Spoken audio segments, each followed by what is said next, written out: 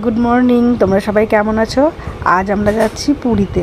প্রথমেই টোটোতে উঠে চলে গেলাম জঙ্গিপুর স্টেশনে এবং সেখান থেকে ডিরেক্ট হাওড়া। এর মাঝে আমি আর কোনো ভিডিও নিতে পারিনি, কারণ আমি ট্রেনের মধ্যে ঘুমাচ্ছিলাম। তো এখন বেলা ওই 12:30 একটা মতো বাজে। প্রচণ্ড খিদে পেয়েছে। এখন ফুড প্লাজাতে গিয়ে একটু ছবি তুলছি। খাবার আসতে দেরি হচ্ছে, কি করব, বিরক্তও হচ্ছি। অবশেষে খাবার এলো, আমরা খাওয়া দাওয়া করে নেব। আমাদের ট্রেন কিন্তু অনেক দেরিতে, সেই সন্ধে 7:30। এখন বাজে ওই 1:30-2 মতো হবে। তাই চারিপাশটা একটু ঘুরে বেড়াচ্ছি টাইম পাস করার জন্য। ঘুরতে ভালোও লাগছে, কিন্তু একটু গরমও লাগছে, কিছু করার নেই।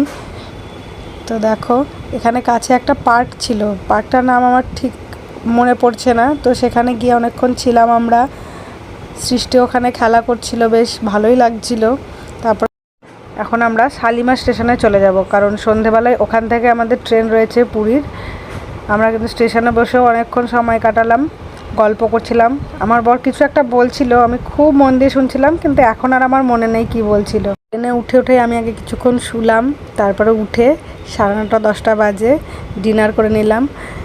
এইবার আমার মেয়ের জ্বালাতন শুরু হয়ে গেল। এখন বলছে আমি তোমার কাছে শোবো, আমার সিটে শুলে আমি পড়ে যাব।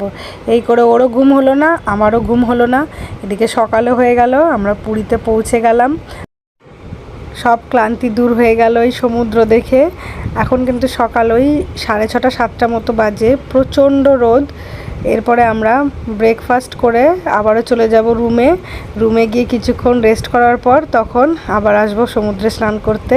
আজকের মতো বাই বাই, দেখা হবে নেক্সট ভিডিওতে।